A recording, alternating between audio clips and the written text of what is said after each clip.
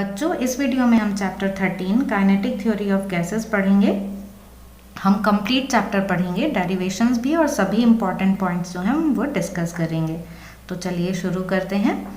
बच्चों, आपको kinetic word से ही समझ में आ रहा होगा कि समथिंग रिलेटेड टू मोशन, हम कुछ मोशन की बात करने वाले हैं। तो काइनेटिक थ्योरी एक्सप्लेन करती है गैसेस के बिहेवियर को, जो इस आइडिया पर बेस्ड है कि गैस के अंदर रैपिडली मूव करने वाले एटम्स और मॉलिक्यूल्स होते हैं। जो गैस के अंदर मॉलिक्यूल्स होते हैं, एटम्स होते हैं, वो तेजी से मूव करते रहते हैं। अब हम यहाँ पर गैस की बात कर रहे हैं, तो इस चैप्टर में हम आइडियल गैस लेकर चलेंगे। आइडियल गैस या परफेक्ट गैस वो गैसेस होती हैं जो गैस लॉज को फॉलो करती हैं, जैसे बॉयल्स लॉ, चार्ल्स लॉ और pressure law, ideal gas equation, इन सबको ओबे करती हैं। एक्चुअल में कोई गैस आइडियल गैस नहीं होती। जो गैसेस होती हैं वो रियल गैसेस होती हैं, जैसे कार्बन डाइऑक्साइड, नाइट्रोजन, ये सब रियल गैसेस हैं। ये नॉन हाइपोथेटिकल हैं। और आइडियल गैस एक हाइपोथेटिकल गैस होती है।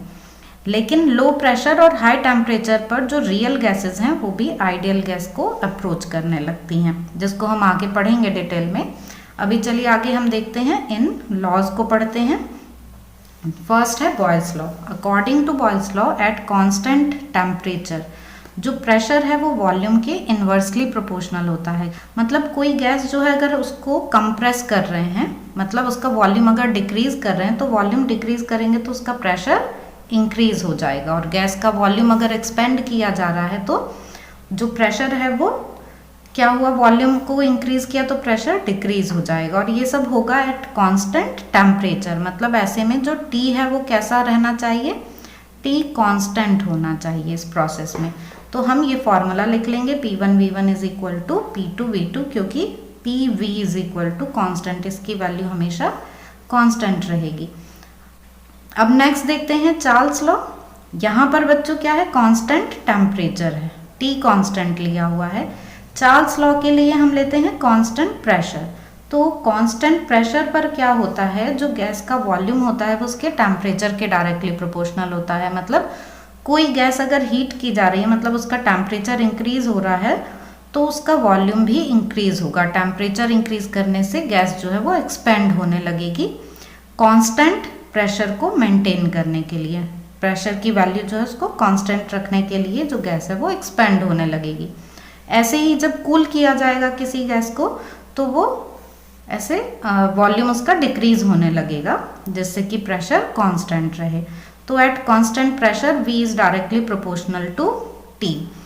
तो इस तरह से हमारे पास फॉर्मूला आ जाता है, V1/T1 is equal to V2/T2। Next है बच्चों गैलोसाक लॉ और प्रेशर लॉ। तो यहाँ पर क्या कांस्टेंट रहेगा, यहाँ पर होता है कांस्टेंट वॉल्यूम। तो at constant volume P is directly proportional to T। तो किसी गैस का अगर वॉल्यूम कांस्टेंट है और टेम्परेचर इंक्रीज हो तो उसका प्रेशर भी इंक्रीज हो जाएगा, और टेम्परेचर अगर डिक्रीज हो रहा है तो प्रेशर भी डिक्रीज हो जाएगा। फॉर एग्जाम्पल, आपने देखा होगा कि हाईवेज पर कई बार जो टायर्स हैं गाड़ियों के वो बर्स्ट हो जाते हैं। तो उसका रीज़न क्या है कि जब काफ़ी दूर चलते रहते हैं, जो गाड़ियां हैं वो चलते रहती हैं, तो उससे क्या होता है, फ्रिक्शन की वजह से टायर के अंदर का जो टेम्परेचर है वो इंक्रीज हो जाता है। फ्रिक्शन से हीट जनरेट होती है, तो टायर के अंदर का जो टेम्परेचर है वो बढ़ जाता है, लेकिन वॉल्यूम तो वहाँ फिक्स है। तो वॉल्यूम कैसा है, कांस्टेंट, इसलिए प्रेशर इंक्रीज होने लगता है। और जब प्रेशर बहुत ज़्यादा इंक्रीज हो जाता है तो जो टायर है वो बर्स्ट हो जाता है। ठीक है, तो यहाँ इस कंडीशन में हमारे पास फॉर्मूला आ जाता है, P1/T1 is equal to P2/T2। अब देखते हैं बच्चों ideal gas equation. Ideal gas equation जो है वो रिलेशनशिप है between pressure, volume and temperature. तो जो बॉयल्स लॉ है, चार्ल्स लॉ, इनकी हेल्प से हम एक रिलेशन फाइंड करते हैं, PV is equal to μRT, या फिर हम इसको लिख सकते हैं nRT। आप कोई भी सिंबल यूज कर सकते हैं, n भी यूज कर सकते हैं। यहाँ पर ये म्यू या n ये क्या है, नंबर ऑफ मोल्स हैं।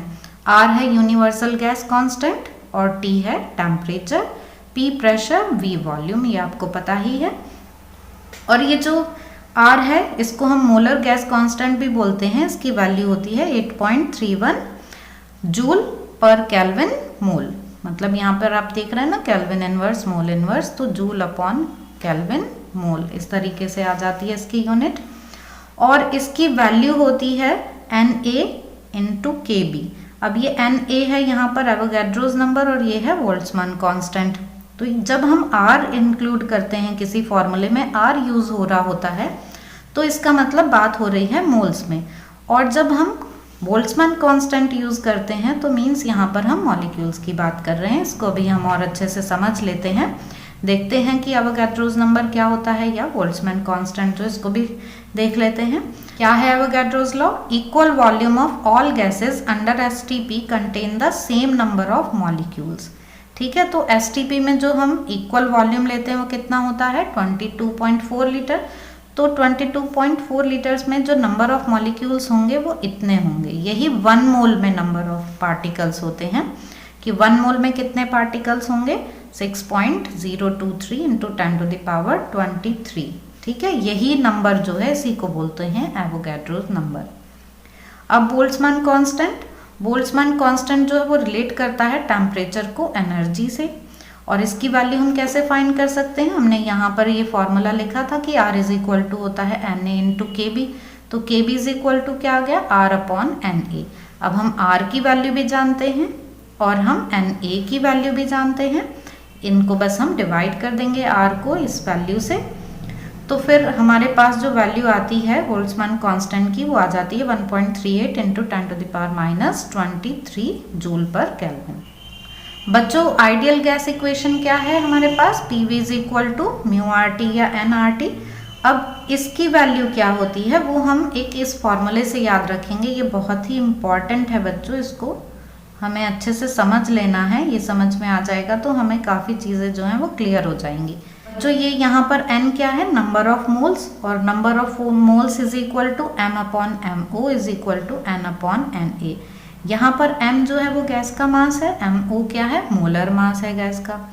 n क्या है? n है number of molecules in mass m, और Na क्या है? Avogadro's number. तो इनका जो रेशो है वो आ जाता है n या फिर म्यू, और n क्या है? ये नंबर ऑफ मोल्स। तो इनका जो रेशो है वो आता है नंबर ऑफ मोल्स। तो इस तरीके से जो हमारे पास आइडियल गैस इक्वेशन है उसमें हम इसकी वैल्यू रख देते हैं N/Na। ये वैल्यू रख दी हमने, और इसमें R/Na ये रहा यहाँ पर KB is equal to R/Na। तो अब हम इसको क्या लिख सकते हैं? NKBT। ठीक है, तो PV is equal to NKBT। इस तरीके से भी हम आइडियल गैस इक्वेशन को लिख सकते हैं। तो अब हमारे पास आइडियल गैस इक्वेशन दो फॉर्म में आ गई है कि PV is equal to μRT और PV is equal to NKBT। दोनों में डिफरेंस क्या है कि यहाँ पर हम ये मोल्स के लिए ले रहे हैं, ये वाला जो फॉर्मूला ये हम मोल्स के लिए यूज़ कर रहे हैं, और यहाँ पर ये हम मॉलिक्यूल्स के लिए यूज़ कर रहे हैं। ये डिफरेंस है। तो इस फॉर्मूले को आप हमेशा याद रखेंगे, ये बहुत ही इम्पॉर्टेंट है, अच्छे से इसको समझ लेंगे। चलिए अब आगे देखते हैं। बच्चों, जैसा कि हमने बात की थी कि एक्चुअल में कोई भी गैस आइडियल गैस नहीं होती है, रियल गैसेज होती हैं, लेकिन at low pressure and high temperature ये जो गैसेस हैं वो अप्रोच करने लगती हैं आइडियल गैस बिहेवियर को। तो हमने यहाँ पर एक ये ग्राफ ड्रॉ कर लिया है। तो ये जो हमने ग्राफ ड्रॉ किया हुआ है ये P और R के लिए, यहाँ ये R की वैल्यू है ना PV/μT, और R की वैल्यू तो कांस्टेंट होती है, ये होती है आइडियल गैस के लिए R की वैल्यू। तो डिफरेंट टेम्परेचर पर हमने देखा कि जो रियल गैसेस हैं उनके लिए ये ग्राफ इस तरीके का आया। आइडियल गैस के लिए तो ये स्ट्रेट लाइन आया, लेकिन रियल गैसेस के लिए ये ऐसे आया है डिफरेंट टेम्परेचर के लिए। और इन टेम्परेचर्स को जब देखें हम तो ये देख पाएंगे कि यहाँ पर ये जो है ये टेम्परेचर ज़्यादा है इससे, और ये वाला टेम्परेचर T2 T3 से ज़्यादा है। मीन्स जैसे जैसे टेम्परेचर को इंक्रीज करते जा रहे हैं जो ग्राफ है वो स्ट्रेट होता जा रहा है लगभग। आप देखें तो कि जो यहाँ पर है ये कर्व ज़्यादा है, फिर और कम लगभग स्ट्रेट होता चला जा रहा है। मीन्स जो रियल गैसेस हैं वो लो प्रेशर और हाई टेम्परेचर पर आइडियल गैस को के बिहेवियर को अप्रोच करने लगती हैं। अब next Dalton's law of partial pressure. ये क्या है बच्चों कि अलग अलग कंटेनर्स हैं हमारे पास, अलग अलग वेसल्स हैं, उनमें डिफरेंट गैसेस हैं, उनके कुछ प्रेशर्स हैं। तो जब उनको कंबाइन कर दिया जाता है तो जो ओवरऑल प्रेशर होता है मिक्सचर का आइडियल गैसेस का, वो उनके जो अलग अलग प्रेशर्स थे उनके सम के इक्वल होता है। मीन्स जो टोटल प्रेशर है वो P1 + P2 + P3 इस तरीके से जितने भी हमने जो वेसल्स लिए हैं उन सबके प्रेशर के इक्वल होगा।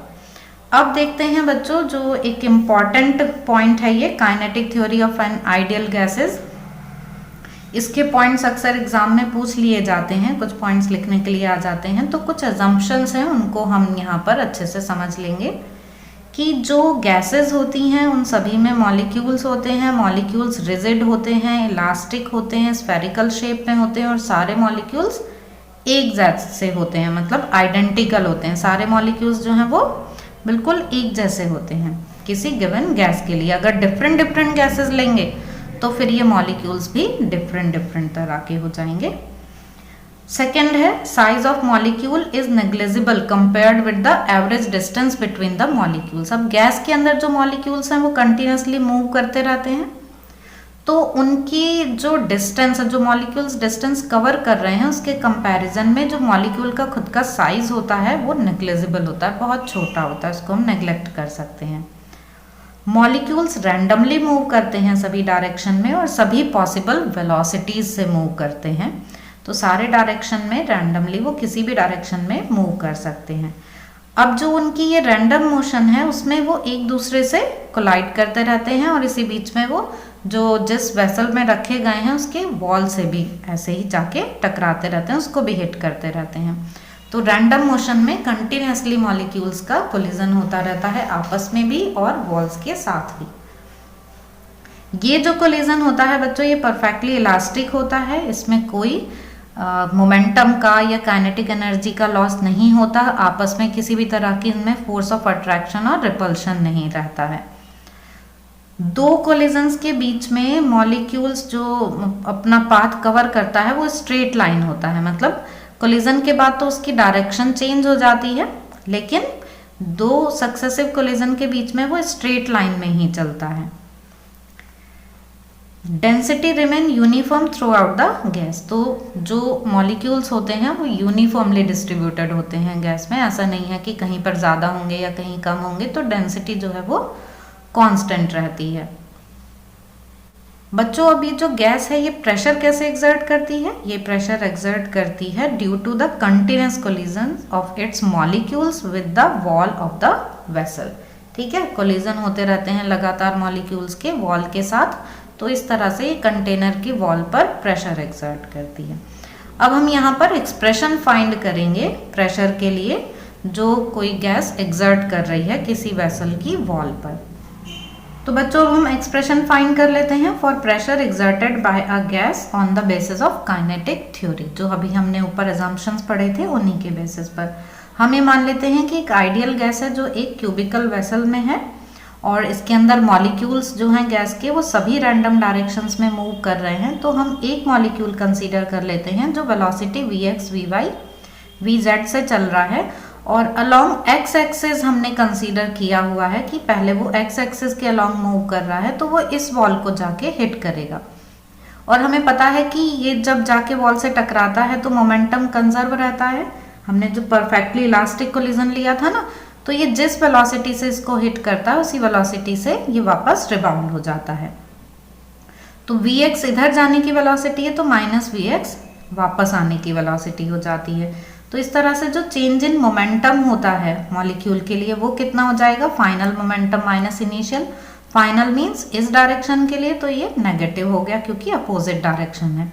ये वाली डायरेक्शन हमने पॉजिटिव ली है तो ये डायरेक्शन नेगेटिव हो गई। तो इस तरह से जो मोमेंटम है वो आ जाता है change in momentum minus 2mvx। अब ये तो है मोमेंटम इसके लिए मॉलिक्यूल के लिए। अब हम इसको बाय न्यूटन्स थर्ड लॉ देखें तो या फिर हम by the conservation of momentum देखें तो अपोजिट डायरेक्शन के लिए मीन्स वॉल के लिए जो मोमेंटम है वो कितना हो जाएगा? Momentum imparted to the wall ये हो जाएगा 2mvx, इसके अपोजिट डायरेक्शन हो जाएगी ना।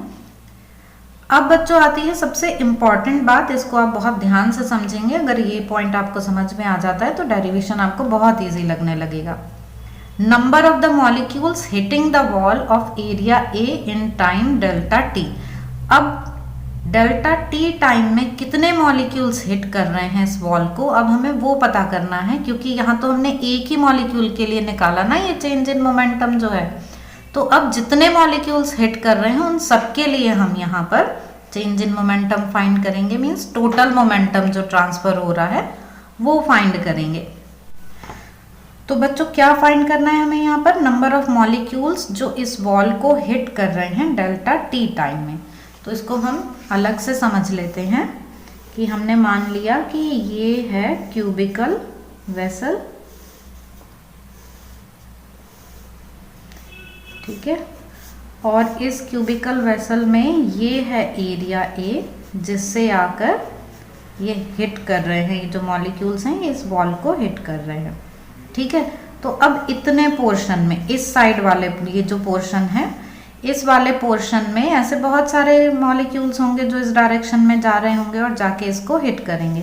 तो हमने मान लिया कि ये जो इतना पोर्शन है इसका वॉल्यूम हो गया V, एरिया हमें पता है कि इसका एरिया है A, और हम यहाँ पर मान लेते हैं कि N जो है वो नंबर है पर यूनिट वॉल्यूम इतने पोर्शन में, ठीक है। N is number of molecules per unit volume, कि यूनिट वॉल्यूम में इतने नंबर हैं, तो V वॉल्यूम में कितने हो जाएंगे NV। तो एक्चुअल में हमें वैल्यू किसकी फाइंड करनी है, NV की, कि V वॉल्यूम में इतने पूरे पोर्शन में कितने होंगे।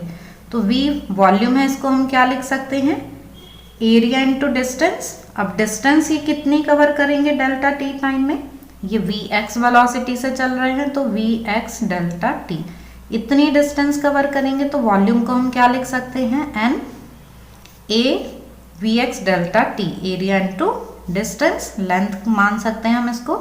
अब हम यहाँ पर एक चीज का ध्यान और रखेंगे कि जितने मॉलिक्यूल्स ऐसे जा रहे हैं उतने ही मॉलिक्यूल्स वापस भी तो आ रहे होंगे इसको टकराने के बाद, जो वॉल है इससे रिबाउंड होकर वो वापस भी तो आ रहे होंगे, तो जो नंबर है वो हाफ रह जाएगा। तो हम इसमें 1/2 की मल्टीप्लाई और कर देंगे। 1/2 की मल्टीप्लाई क्योंकि हम सिर्फ कंसीडर कर रहे हैं जो वॉल को हिट करेंगे उन मॉलिक्यूल्स के नंबर को। तो जब मॉलिक्यूल्स इस डायरेक्शन में जा रहे हैं तो उतने ही मॉलिक्यूल वापस भी आ रहे होंगे हिट करके, तो इसलिए जाने वाले कितने रह गए, हाफ। तो यहाँ हम 1/2 से मल्टीप्लाई कर देंगे और हम टोटल नंबर के लिए क्या ले रहे हैं, NV, और V की हमने ये वैल्यू रख दी।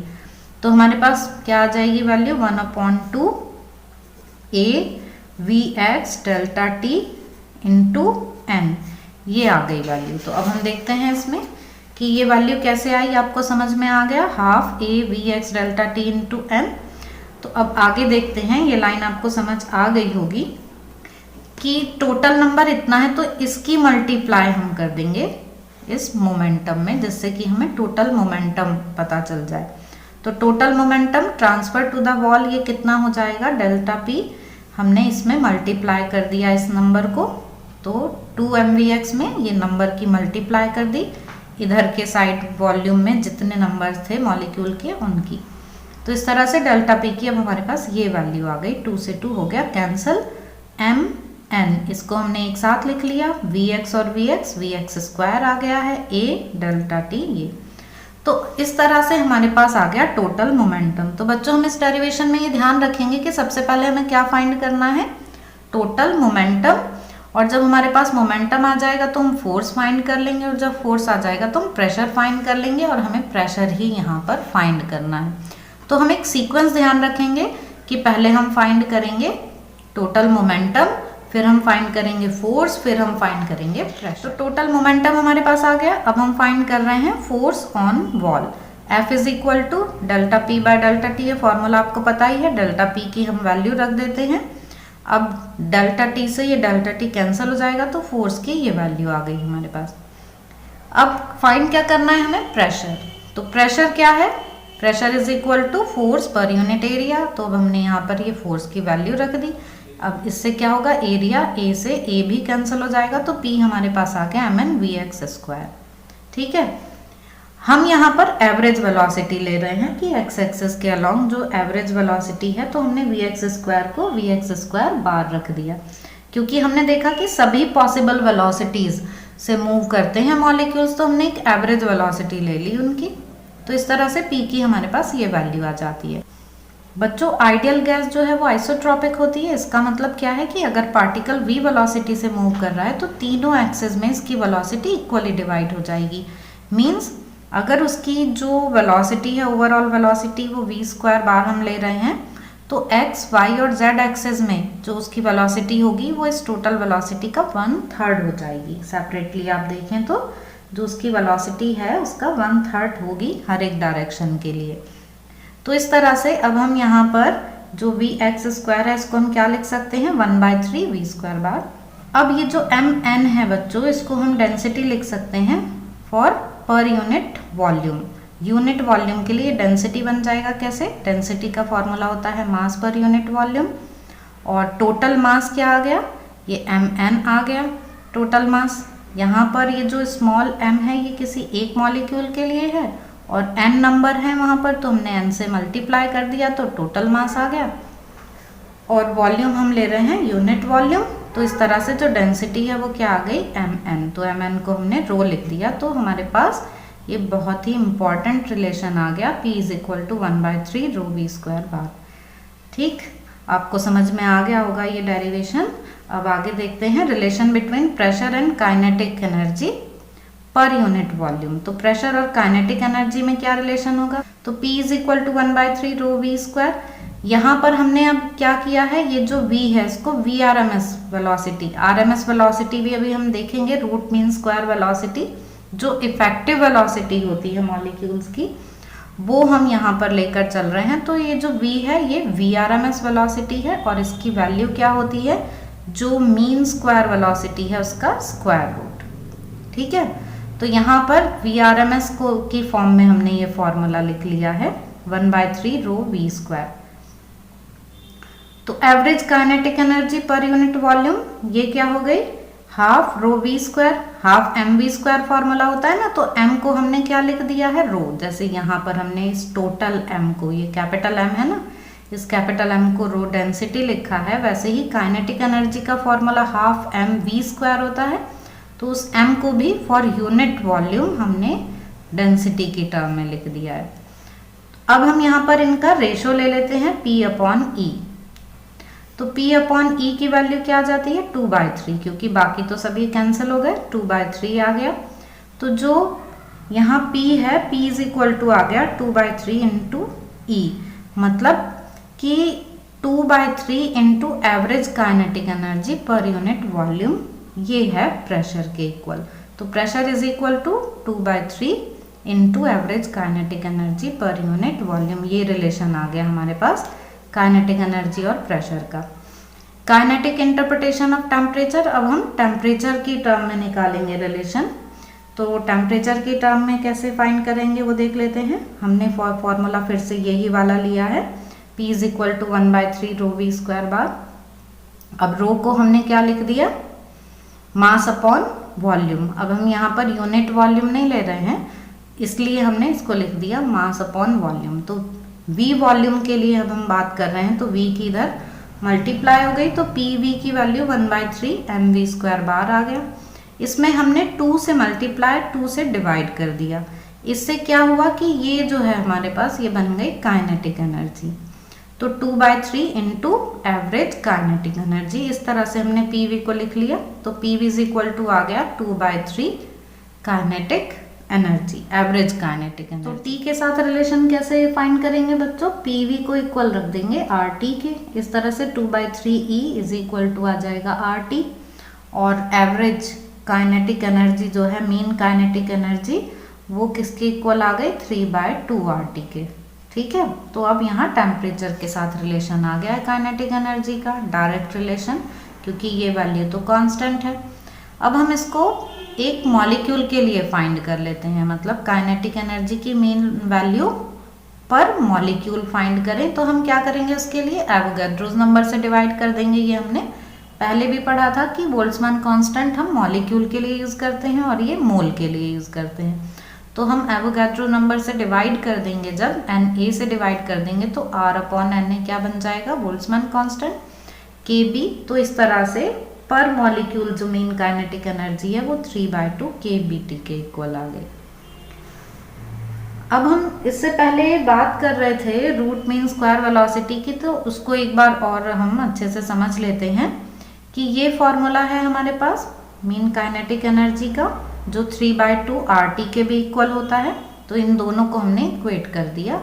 तो जब हम इन्हें इक्वेट करेंगे तो 2 से 2 कैंसिल हो जाएगा और जो v² बार है उसकी वैल्यू 3RT/m आ जाएगी।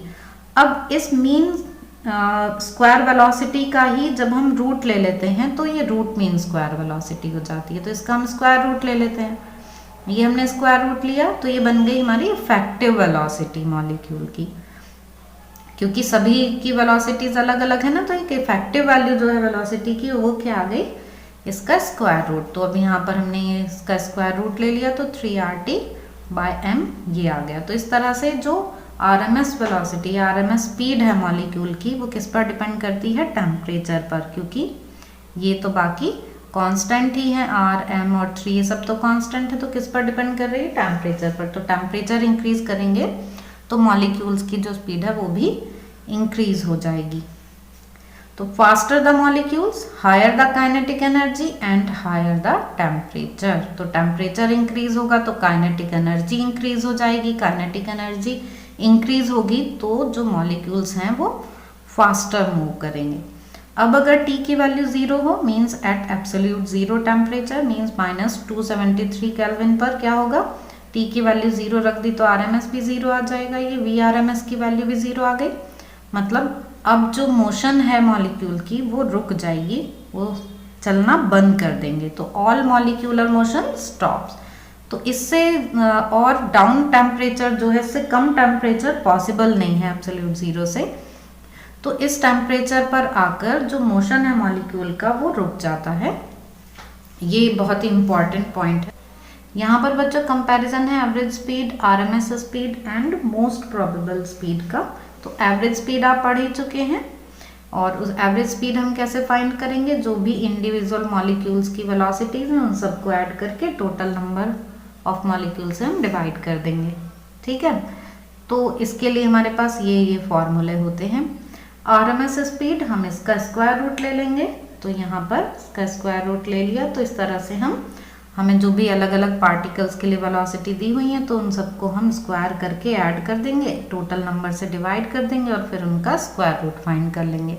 इन पर बेस्ड न्यूमेरिकल्स भी आ जाते हैं जो बहुत इजी होते हैं कि एवरेज स्पीड, RMS स्पीड और मोस्ट प्रोबेबल स्पीड फाइंड करो। तो ये दो तो आपने पढ़ लिए हैं। मोस्ट प्रोबेबल स्पीड क्या होती है, it is the speed of maximum number of molecules. मतलब मॉलिक्यूल्स सब अलग अलग स्पीड से चल रहे हैं तो ज़्यादातर मॉलिक्यूल्स की स्पीड क्या है, वो होती है उनकी मोस्ट प्रोबेबल स्पीड। और इसके लिए ये फॉर्मूला होता है, आप डायरेक्ट फॉर्मूला ही लर्न कर लेंगे, 2 kBt/m। जैसे यहाँ पर क्या है 3 kBt/m। तो अगर हम इनकी वेलोसिटीज़ को कंपेयर करें बच्चों तो हम ये देख पाएंगे कि जो RMS स्पीड है वो मेन स्पीड से भी ज़्यादा होती है और जो मोस्ट प्रोबेबल स्पीड है वो सबसे कम होती है।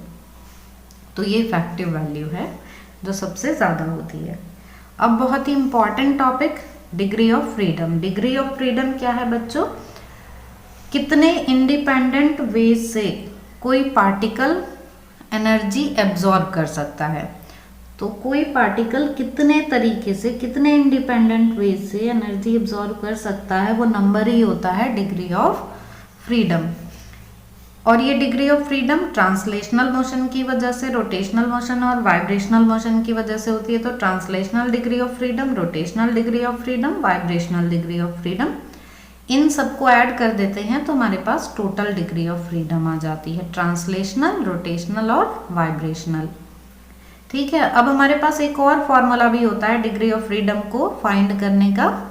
F = हम ये फॉर्मूला भी यूज़ कर सकते हैं 3n-k। यहाँ पर बच्चों क्या होता है, ये तो डिग्री ऑफ फ्रीडम हो ही गई। ये यहाँ पर जो नंबर ऑफ मॉलिक्यूल्स हैं वो उसमें इंडिपेंडेंट रिलेशन जो है वो यहाँ पर k की वैल्यू होती है। तो डिग्री ऑफ फ्रीडम पहले हम देखते हैं बच्चों फॉर मोनोएटॉमिक गैस। तो मोनोएटॉमिक गैस के लिए जैसे कि हीलियम, नियॉन, आर्गन, ये सब क्या है, इनर्ट गैसेज हैं कि ये रिएक्ट नहीं करती हैं। तो इन सब में सिंगल एटम होता है। ये मोनोएटॉमिक मतलब एक ही एटम होता है। तो सिंगल एटम के लिए जो डिग्री ऑफ फ्रीडम है, तो जब एक ही एटम है तो वो x एक्सिस में, y एक्सिस में और z एक्सिस में 3 पॉसिबल डायरेक्शन है, इन तीनों एक्सिस में मूव कर सकता है। तो इसलिए जो ट्रांसलेशनल वैल्यू है वो ही आएगी, बस रोटेशनल और वाइब्रेशनल इसमें नहीं आएगा। तो इसलिए डिग्री ऑफ फ्रीडम कितनी हो जाएगी 3। ये हम इस फॉर्मूले से भी देख सकते हैं कि n की वैल्यू कितनी हो गई 1, सिंगल एटम है ना तो n 1 हो गया, और दूसरे किसी से रिलेट करने के लिए कुछ है ही नहीं, एक ही एटम है तो k की वैल्यू 0 हो गई, तो भी यहाँ पर जो डिग्री ऑफ फ्रीडम है वो कितनी आ गई 3 और 1 की मल्टीप्लाई 3। अब देखते हैं बच्चों फॉर डायटोमिक गैस, जैसे नाइट्रोजन, ऑक्सीजन, हाइड्रोजन, इनमें 2 एटम्स होते हैं, फिक्स डिस्टेंस पर होते हैं वो एक दूसरे से, इस तरीके से। तो यहाँ पर अब हमें डिग्री ऑफ फ्रीडम फाइंड करनी है, तो इसमें ट्रांसलेशनल डिग्री ऑफ फ्रीडम, ये x एक्सिस पर, y एक्सिस पर, z एक्सिस पर 3 ट्रांसलेशनल डिग्री ऑफ फ्रीडम हो गई। 2 यहाँ पर रोटेशनल डिग्री ऑफ फ्रीडम हो गई, जैसे कि एक ये हॉरिजॉन्टल प्लेन में इस तरीके से रोटेट करेगा और वर्टिकल प्लेन में ऐसे रोटेट करेगा, इस तरीके से वर्टिकल प्लेन में रोटेट करेगा। ये यहाँ हम डायग्राम में भी देख सकते हैं कि ये ऐसे रोटेशन हो रहे हैं, एक बार इस एक्सिस के अबाउट, एक बार ऐसे रोटेट हो रहे हैं ये वर्टिकल प्लेन में। तो 2 इंडिपेंडेंट एक्सेस ऑफ रोटेशन आ गए हैं यहाँ डायटोमिक मॉलिक्यूल के लिए। तो इस तरह से 3 + 2 5 डिग्री ऑफ फ्रीडम आ गई है। हम इस फॉर्मूले से भी इसको फाइंड कर सकते हैं कि डायटोमिक के लिए n की वैल्यू 2, तो 3 2 = 6 माइनस k मीन्स यहाँ रिलेशन जो है एक ही बन रहा है, तो 6 - 1 5। अब बात करते हैं हाई टेम्परेचर पे। तो बच्चों हाई टेम्परेचर के लिए हम ये फॉर्मूला नहीं अप्लाई कर सकते, इसलिए यही फॉर्मूला बेटर है। तो हाई टेम्परेचर पर क्या होता है, 2 वाइब्रेशनल डिग्री ऑफ फ्रीडम और आ जाती हैं कि ये वाइब्रेट करने लगते हैं। तो जो डिग्री ऑफ फ्रीडम है हाई टेम्परेचर के लिए वो आ जाती है 7। तो F = 7, ये आ गई नियर अबाउट 5000 केल्विन तक के टेम्परेचर के लिए। तो ये डायटोमिक के लिए है। अब हम देखते हैं नेक्स्ट फॉर ट्राइएटोमिक गैस। तो ट्राइएटोमिक गैसेस में बच्चों हमारे पास नॉन लीनियर मॉलिक्यूल शेप हो सकती है और लीनियर भी हो सकती है, तो हम दोनों को डिस्कस कर सकते हैं। तो नॉन लीनियर मतलब ये ट्राइंगल की शेप में है, तो इस टाइम पर अगर हम देखें डिग्री ऑफ फ्रीडम कितनी हो जाएगी हमारे पास, यहाँ पर 3 ट्रांसलेशनल और 3 रोटेशनल हो जाएंगे। नॉर्मल टेम्परेचर पर कोई वाइब्रेशनल डिग्री ऑफ फ्रीडम हम नहीं लेंगे, मतलब वो वाइब्रेट नहीं कर रहे होंगे, ठीक है। और दूसरे फॉर्मूले से भी हम इसको फाइंड कर सकते हैं कि 3 है ट्राइएटोमिक के लिए। तो फॉर्मूला क्या है हमारे पास, फॉर्मूला है F = 3n - k। तो इस फॉर्मूले में हम देखें तो यहाँ पर हमारे पास n की वैल्यू है 3, तो 3 3 = 9, 9 - k, k कितने रिलेशन है यहाँ पर 3, तो 9 - 3 कितने हो गए 6। ये तो था बच्चों नॉन लीनियर मॉलिक्यूल के लिए। अब लीनियर मॉलिक्यूल इस तरीके से हो गए, तो जो इस तरीके से हैं तो इसके लिए डिग्री ऑफ फ्रीडम आ जाती है 7। कैसे कि 3 3 = 9 और अब k की वैल्यू कितनी हो गई 1 2, यहाँ पर 2 रिलेशंस आ गए हैं, तो 9 - 2 कितने हो गए 7, ठीक है। तो इस तरह से हमने ये ट्राइएटोमिक गैस के लिए भी डिग्री ऑफ फ्रीडम फाइंड कर ली है।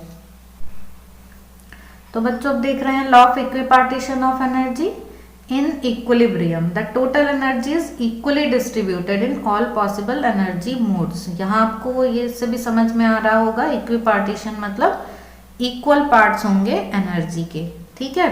और ये वैल्यू कितनी होगी ½ kBt। तो इस तरह से जो x एक्सिस, y एक्सिस और z एक्सिस के अलोंग जो एनर्जीज हैं, टोटल एनर्जी वो ये हो गई, इनका सम हो गया ना x, y और z एक्सिस के अलोंग एनर्जीज का।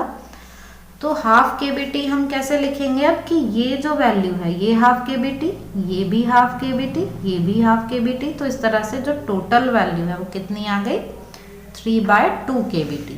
तो या हम ये कहें कि 3/2 kBt जो है वो इनमें इक्वली डिवाइड हो गई, ½ kBt, ½ kBt, ½ kBt करके। इसको हमने यहाँ पर इस तरीके से लिख लिया हुआ है। तो ये स्टेटमेंट ही बस आपको लर्न करना है, law of equipartition of energy का डेरिवेशन नहीं है, बस स्टेटमेंट है।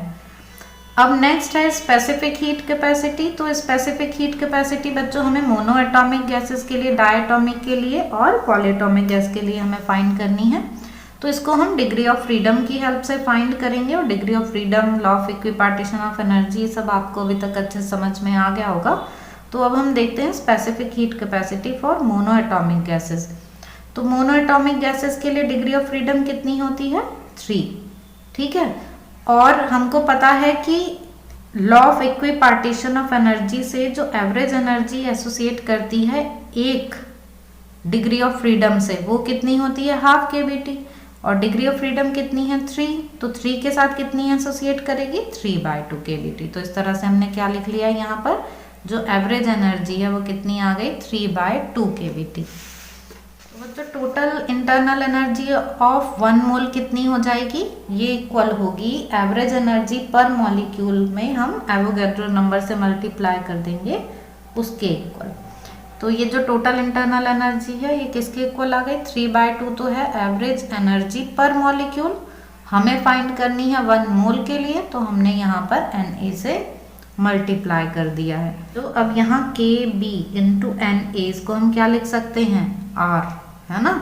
Kb इंटू Na की वैल्यू क्या आ गई, R। सीधी सी बात है कि हम स्टार्टिंग से यही बात करते आ रहे हैं कि जब हम मोल की बात करेंगे तो हम R लिखेंगे, और जब हम मॉलिक्यूल की बात लिखेंगे तो हम Kb लिखेंगे। तो ये जो है ये मॉलिक्यूल के लिए है और हमें चाहिए अब मोल के लिए, तो हमने क्या किया, Na से मल्टीप्लाई कर दिया इसमें, तो ये R की टर्म में बन गया Na इंटू Kb। तो U की वैल्यू अब R की टर्म में आ गई हमारे पास। इसको हम डिफ्रेंशिएट कर लेंगे विद रिस्पेक्ट टू T। तो जब हम इसको डिफ्रेंशिएट करेंगे तो ये T तो हट जाएगा, 3/2R आ जाएगा। तो ये हमारे पास आ गई specific heat capacity for constant volume. तो कांस्टेंट वॉल्यूम के लिए ये वैल्यू है C की, ये आ गई 3/2R। हमें ये फॉर्मूला पता है, Mayer's formula Cp minus Cv is equal to R होता है आइडियल गैस के लिए। यहाँ पर हम ये Cv की वैल्यू रख देते हैं और इसको उस साइड ले जाते हैं, तो 3/2R R में ऐड हो गया, तो Cp की वैल्यू आ गई। तो Cp और Cv हमने दोनों वैल्यूज फाइंड कर ली हैं। स्पेसिफिक हीट कैपेसिटी हमने eight constant pressure and constant volume दोनों फाइंड कर ली हैं। इनका हम रेशो लेते हैं तो इनका रेशो क्या आता है, गामा। तो गामा जब हम इनका रेशो फाइंड करते हैं तो ये 5/3 आ जाता है, ये गामा की वैल्यू आ जाती है। डायटोमिक के लिए भी यही मेथड लेते हैं हम। डायटोमिक में डिग्री ऑफ फ्रीडम हम नॉर्मल टेम्परेचर पे कितने लेते हैं, 5, तो यहाँ 5/2 KBT आ गई। इसको कन्वर्ट कर रहे हैं हम मोल्स के लिए, तो हमने Na से मल्टीप्लाई कर दिया, मतलब अब ये आ गया 5/2RT। सिमिलरली जैसे हमने इसमें किया प्रोसेस, सेम वैसे ही करेंगे, डिफ्रेंशिएट कर लेंगे, T हट जाएगा, 5/2R बचेगा। Cp फाइंड करने के लिए ये वैल्यू R में ऐड हो जाएगी और इस तरह से Cp 7/2R आ गया और गामा की वैल्यू इन दोनों का रेशियो 7/5 आ गया।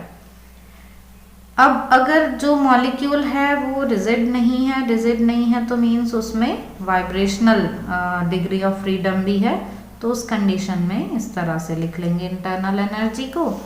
और इस इंटरनल एनर्जी को जब हम डिफ्रेंशिएट करेंगे तो अब हमारे पास एक वैल्यू बढ़ गई है R की, तो ये 7/2R आ जाएगा और Cp इसमें R ऐड करके 9/2R, तो गामा की वैल्यू आ गई 9/7। ये तब के लिए है जब ये रिजिड नहीं है, जो मॉलिक्यूल है वो रिजिड नहीं है। अब पॉलीएटॉमिक गैसेस के लिए देखते हैं बच्चों। तो इसमें हमने पढ़ लिया कि 3 तो ट्रांसलेशनल डिग्री ऑफ फ्रीडम होती हैं, 3 होती हैं रोटेशनल डिग्री ऑफ फ्रीडम, और इसको हम मान ले रहे हैं कि F वैल्यू है ये डिपेंड करेगा कंडीशंस पे, इसलिए इसको यहाँ पर F लिख देते हैं।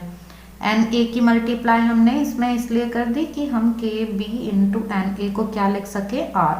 तो इस तरह से जो Cv की वैल्यू है du/dt, ये डिफ्रेंशिएट करके क्या आ गया, 3 + F इंटू R। T जो है वो नहीं आएंगे, इन दोनों को ऐड कर लिया हमने और उसमें ये ऐड हो गया, तो इस तरह से 3 + F इंटू R आ गई ये वैल्यू। Cp कैसे हम फाइंड करते हैं, Cp minus Cv is equal to R से, तो इसमें एक R और ऐड हो जाएगा, तो 3R + R 4R, मतलब Cp की वैल्यू 4 + F इंटू R आ जाएगी और Cp/Cv गामा की ये वैल्यू आ जाएगी। अब देखते हैं बच्चों specific heat capacity of solids. तो इसको हम फाइंड करेंगे law of equipartition of energy की हेल्प से। 1 मोल की बात करें तो 1 मोल के लिए हम क्या करेंगे, यहाँ Na से मल्टीप्लाई करके इसको R की टर्म में बना लेंगे, तो U is equal to 3RT आ जाएगा। हम यहाँ पर first law of thermodynamics use कर रहे हैं, तो ΔQ is equal to ΔU + P ΔV।